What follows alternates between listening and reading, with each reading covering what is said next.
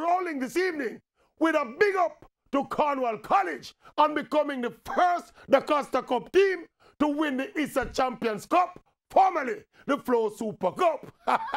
On their way to the title, Cornwall smashed out the teeth of Wolmer's, Camperdown, St. George's College, and then Jamaica College.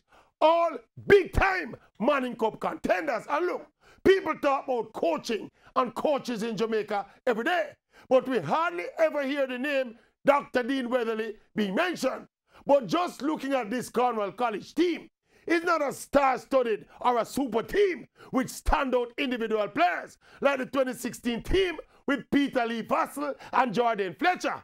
This is a well-organized team, a well-motivated team, a very fit team, and obviously a well-coached team.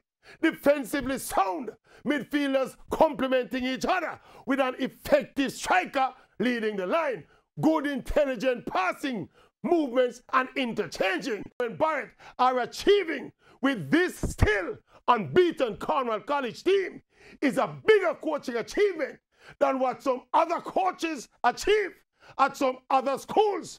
Schools that go around and assemble the best players that money can buy. So big up Coach Weatherly and big up CC. You and the other CC have some unfinished business in the D-Cup final this Saturday. One thing for sure, come Saturday night, CC will be lifting the DaCosta Cup title again. Yes, yes, yes.